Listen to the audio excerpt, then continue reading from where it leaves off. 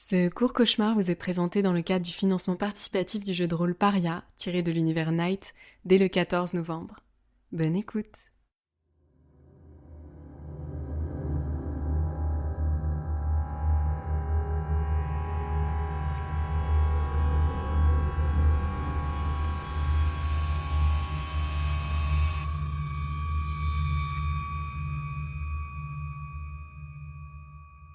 L'incident de Chattenbock. J'ai entendu parler de l'incident de Chattenbock un soir d'hiver 2034. Jeanne en a parlé pendant que nous dînions au réfectoire. Elle a dit quelque chose du genre « Bien sûr, après l'incident de Chattenbock, ma femme et moi avons muré toutes les fenêtres de la maison et mis plusieurs verrous sur la porte. Ça nous a coûté pas mal de vivre, mais ça en vaut la peine pour avoir l'esprit tranquille. » La conversation ne m'intéressait pas vraiment, j'étais plus intéressée par l'engloutissement du gruau fumant qui se trouvait devant moi. J'ai donc pas demandé ce que c'était l'incident de Chattenbock. Mais le sujet est revenu sur le tapis, encore une fois et encore. Il y a eu d'abord Solveig. Nous n'avons pas laissé nos rideaux ouverts depuis Chattenbock. Et Cathy, j'aurais probablement été médecin pour toujours si Chattenbock n'était pas arrivé. Mais je me sentais plus en sécurité. Et puis Lars. Vous avez écouté la transmission radio du mari de la patronne sur l'incident de Chattenbock hier soir ? Contrairement à eux tous, j'étais nouvelle dans la communauté. Arrivée avec quelques réfugiés 2 semaines auparavant. J'étais guide de haute montagne expérimentée et je me suis rapidement fait une place dans cette minuscule ville fortifiée abandonnée par les autorités. Je pensais que l'incident de Chattenbock était une sorte d'événement local qui s'était produit il y a quelques années. Peut-être qu'un taré s'était échappé d'une prison connue sous le nom de Chattenbock. Peut-être y a-t-il eu un accident dans la rue de Chattenbock ou une épidémie de grippe nommée Chattenbock. J'étais curieuse, mais la pression sociale, le besoin de m'intégrer et de faire comme tout le monde m'a empêchée de poser la question. Mais les commentaires sont devenus de plus en plus étranges au fil du repas. Cette année, j'écris un roman, a déclaré Alia pendant le déjeuner. Ça parle de ce que serait la vie si l'incident de Chattenbock n'avait jamais eu lieu. « Ah, c'est une très bonne idée !» a dit Solveig. « Une très très très bonne idée !»« Ça a l'air tellement intéressant !» « J'aimerais beaucoup le lire quand tu auras terminé, » a dit Jeanne. « Attendez, quoi ? Ils en parlaient comme s'il s'agissait d'un désastre national, le genre de truc qui change la vie, pas seulement d'un incident local. » Et il y a eu une pause dans la conversation, et j'ai finalement saisi ma chance. « Attendez, désolée, je comprends pas bien, c'est quoi l'incident de Chattenbock ?» Alia m'a regardé droit dans les yeux, puis elle a éclaté de rire. Peu à peu, les autres gens dans le réfectoire se sont mis à rire à leur tour. Jusqu'à ce que tout le monde rigole. « T'es drôle, Amanda, » dit Alia, en me faisant un sourire. « Je t'aime bien. » J'avais envie de rétorquer. « Non mais je suis sérieuse, pauvre conne, qu'est-ce qu'il y a ?» Mais il y avait quelque chose dans l'atmosphère qui me mettait mal à l'aise. J'ai rien dit, je me suis contentée de sourire. En rentrant chez moi, j'ai fait un crochet par la petite bibliothèque de la ville. J'ai posé des questions au bibliothécaire sur l'incident. Il s'est mis à rire. J'ai alors cherché dans les quelques bouquins qui parlaient de la région, incident de Chattenbock. Rien n'est apparu. Je suis rentrée chez moi et je me suis couchée avec une boule au ventre et l'impression d'être une abrutie. Je n'ai presque pas dormi tant la situation me stressait. Mais lorsque je me suis réveillée le lendemain matin, tout était clair comme de l'eau de roche. C'était une farce, une sorte de rituel de bizutage pour les nouveaux arrivants. C'était logique. L'équipe d'exploration dont je faisais partie et avec qui j'avais dîné hier soir était un groupe turbulent et peu rigoureux. Solveig jurait tout le temps, Cathy partait en exploration en ayant oublié la moitié de ses affaires. Les conversations portaient sur des sujets à la limite de l'inapproprié, comme des histoires de soirées alcoolisées ou des détails intimes sur la patronne et son mari. C'était exactement le genre de choses qu'ils feraient à une nouvelle venue. D'ailleurs, si l'incident de Chattenbock s'était réellement produit, ils en auraient parlé plus souvent, non ? Ou ils m'auraient prévenu dès mon arrivée. Malheureusement, je ne pouvais pas vraiment les confronter. C'était ma matinée de repos. J'ai donc passé le début de journée au réfectoire avec une tasse de café chaud et un livre pour me tenir compagnie. Et c'est là que les choses sont devenues encore plus bizarres. 2 jeunes ados sont assises à la table voisine, discutant bruyamment de leur fête de la nuit dernière. Quelques nuits après le début de leur conversation, je les ai entendus en parler. Je n'avais presque pas dormi de la nuit depuis la mention de l'incident de Chattenbock. Et là, je me suis figée.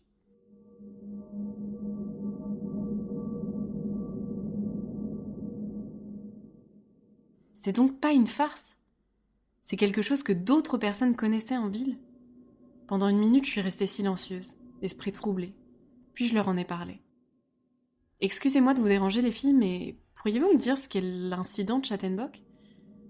Les deux ados se sont tournés vers moi, puis la plus petite a rapidement dit « Désolée, on doit y aller. » J'ai regardé les deux filles sortir précipitamment en jetant un coup d'œil en arrière pour s'assurer que je ne les suivais pas.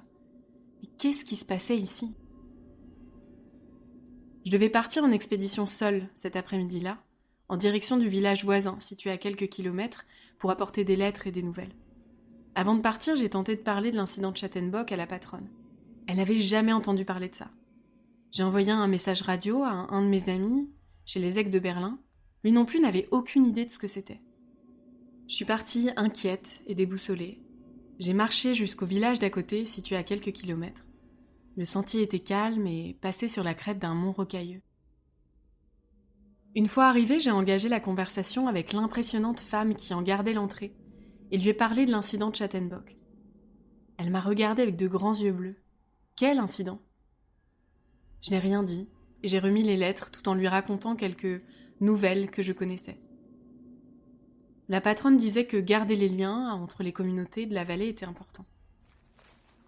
Je suis repartie sur les 3 chemins qui serpentaient jusqu'à la ville, juste après le vieux panneau défoncé. Il y avait un groupe hétéroclite près d'un vieux 4x4 fumant. Des patrouilleurs longue distance. Je les connaissais, ils étaient sympas. 2 hommes semblaient tenter de réparer le véhicule pendant qu'une vieille femme, armée d'un flingue qui pendait à sa hanche, servait des tasses de café depuis un gros thermos et me regardait avancer vers eux. Elle avait l'air d'avoir connu de meilleurs jours, mais paraissait douce. Je me suis avancée vers elle, tout de même sur le qui-vive, et elle m'a proposé un café avec un sourire amusé. J'ai accepté. « Un café à cette heure-ci » a-t-elle dit en rigolant. Il était presque 17h et la nuit commençait à tomber. « Je n'ai pas beaucoup dormi depuis Chattenbock », répondis-je machinalement, en dégustant la boisson chaude. « Ah oui, c'est fou. Parfois je me lève au milieu de la nuit pour vérifier les serrures chez moi, » dit la vieille dame. Je me suis figée, elle savait. Et puis j'ai décidé d'insister un peu pour mieux comprendre. Alors j'ai improvisé. « Vous n'avez pas peur qu'ils s'introduisent par les fenêtres ?» Elle a levé les yeux vers moi, les sourcils froncés. « Il » Désolée, je voulais dire « elle ». Son expression s'est assombrie. Son regard s'est porté sur son arme, puis elle s'est avancée vers moi de quelques pas. Qu'est-ce qu'elle est en train de faire ? Tous les muscles de mon corps se sont figés. Va-t-elle tenter quelque chose ? Fuis, maintenant. Vous ne savez pas ce qu'est l'incident de Chattenbock, n'est-ce pas ? A-t-elle demandé tranquillement. Non. Vous feriez mieux de ne le dire à personne. Je suis restée là, figée, stupéfaite. Quelques secondes plus tard, le véhicule a redémarré d'un grondement sourd. Elle a souri, puis est partie et m'a fait un signe de la main, comme si rien ne s'était passé. Ils sont montés en voiture et se sont éloignés en direction de ma destination, sans même me proposer de me déposer. J'ai tourné les talons et je suis revenue en ville, un peu inquiète. La nuit commençait à tomber. Des ombres d'un bleu profond s'étendaient sur la route depuis les arbres dénudés comme des griffes géantes. J'étais en retard. Il ne fallait pas sortir de nuit, pas marcher de nuit et pas se montrer de nuit. Mais des questions martelaient mon esprit. Que personne le sache ? Pourquoi ? S'agissait-il d'une sorte de conspiration ou un truc de secte ? Peut-être qu'un chef de culte vivait ici en ville ? Il avait peut-être lavé le cerveau de tout le monde et inventé un incident pour faire peur à ses adeptes et les inciter à bien se comporter ? Ou peut-être que le fait de ne pas être au courant de l'incident était une sorte de signal ? Que je n'étais pas infidèle ? Que je devais être traquée ?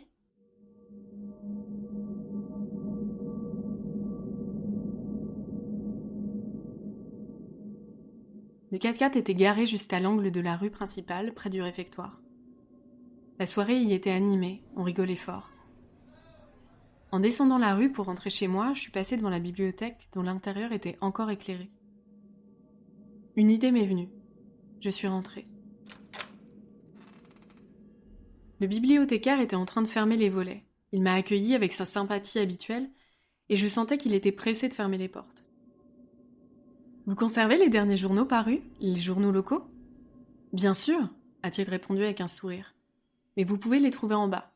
Mais je dois fermer les portes dans 10 minutes. » Sans rien dire, j'ai descendu l'escalier jusqu'au sous-sol. Mes pas résonnaient fort dans le silence, entre les étagères et les journaux poussiéreux. J'ai pris un journal, datant de 2033, et j'ai commencé ma recherche, parcourant chaque colonne, article après article. Je cherchais toute mention de l'incident de Chattenbock. Honnêtement, je m'attendais pas à trouver quoi que ce soit. Et c'est alors que je suis tombée sur un numéro datant du 13 décembre 2033. 1 an, presque jour pour jour. Le cœur battant, j'ai commencé à lire. La ville secouée par l'incident de Chattenbock, par Julia Farlan. Le matin du 13 décembre, l'horreur a secoué notre petite ville. Près de la moitié des habitants ont découvert à leur réveil que leur porte d'entrée était mystérieusement ouverte et qu'une substance sombre et cristalline s'était accumulée sur le sol. Mais ce n'était que le début. Les habitants ont commencé à manifester. Un bruit à l'étage m'a fait sursauter. J'ai tourné la page avec empressement. Tout l'article était griffonné au marqueur noir. Il y avait même une photo de la rue principale en noir et blanc. Je pouvais distinguer la bibliothèque, les autres magasins, le ciel, mais le marqueur avait gribouillé la plus grande partie de la rue. Mais pas entièrement. Je pouvais distinguer une paire de chaussures comme si quelqu'un était allongé là. Un corps ? Et si je faisais preuve d'imagination en me basant sur le nombre de taches gribouillées, je dirais qu'il n'y avait pas moins de 20 personnes couchées au milieu de la rue. J'ai porté une main à ma bouche. J'ai parcouru frénétiquement les numéros suivants, à la recherche d'une quelconque mention de l'incident de Chattenbock. Je n'en ai trouvé aucune. Mais j'ai trouvé quelque chose. Hommage à Julia Farlan.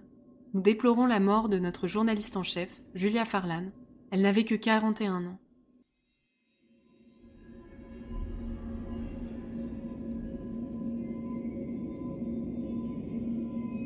Une voix m'a fait sortir de ma transe. C'était le bibliothécaire. « C'est l'heure de partir. Mais qu'est-ce que tu fais là ?» Je me suis retournée. Il se tenait juste derrière moi. Mais il n'avait plus l'air si sympathique. Son expression était sombre, comme de la pierre, alors qu'il fixait le journal devant moi. Une fureur tranquille dans ses yeux, derrière ses lunettes. « Je suis désolée, j'ai juste... »« Tu es venu ici pour en savoir plus sur Chattenbock, n'est-ce pas ?» a-t-il grogné. « T'es pas au courant ? Chattenbock ne t'a pas parlé ?» Je m'attendais à ce qu'il se jette sur moi, qu'il m'attrape, qu'il me poursuive. Mais au lieu de ça, il a penché la tête vers le plafond et a ouvert la bouche. Il a poussé un cri silencieux. La chose la plus glaçante que j'ai jamais vue. Des bruits de pas et de froissements ont résonné à l'étage. Je me suis mise à courir. Je l'ai dépassé d'un bond et j'ai sprinté aussi vite que possible. Une fois à l'étage, j'ai jeté un coup d'œil. 3 autres habitants de la ville couraient vers moi, en hurlant en silence. J'ai couru pour sauver ma vie.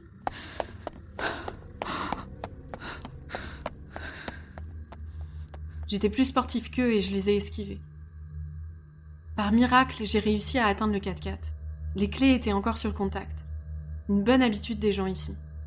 J'ai démarré le plus rapidement possible et j'ai roulé dans la nuit jusqu'à la sortie de la ville. En m'éloignant, je les ai vus à la grande porte, en me regardant fixement. Ils m'ont pas suivi. Ils m'ont juste regardé alors que je m'éloignais à toute vitesse de cet endroit. J'ai appuyé sur la pédale d'accélérateur et j'ai roulé toute la nuit dans la montagne malgré les dangers qui me guettaient. J'étais harassée, tremblante, perdue. J'avais parcouru plus de 500 kilomètres avant de tomber sur une grande communauté à la frontière suisse. Je ne sais pas si c'est Dieu qui m'a à la bonne ou si j'ai juste de la chance, mais je suis en sécurité maintenant. Je n'y suis jamais retournée. J'ai jamais récupéré mes affaires. J'ai trouvé un nouveau travail ici, en tant que patrouilleuse, et je pensais que c'était fini et que je n'entendrais plus jamais parler de l'incident de Chattenbock. Mais je me trompais. Plusieurs mois après mon déménagement forcé, j'ai rencontré quelqu'un, Marcus. Il venait d'emménager dans la communauté et nos rendez-vous ont été phénoménaux, pleins de passion et d'amour.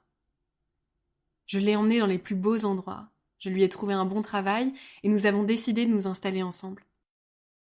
Nous étions sur le point de fêter notre premier mois de vie commune lorsqu'il m'a dit quelque chose qui m'a figé, net.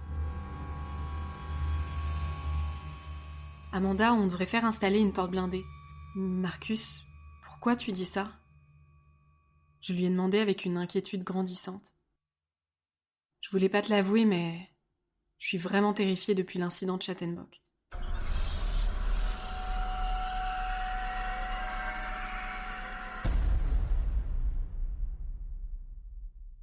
Si vous les trouvez, d'autres cauchemars vous seront proposés lors du financement. Si cette histoire vous a plu, rendez-vous sur la page Game on Tabletop du projet Paria, du 14 novembre au 11 décembre. Merci infiniment de votre soutien.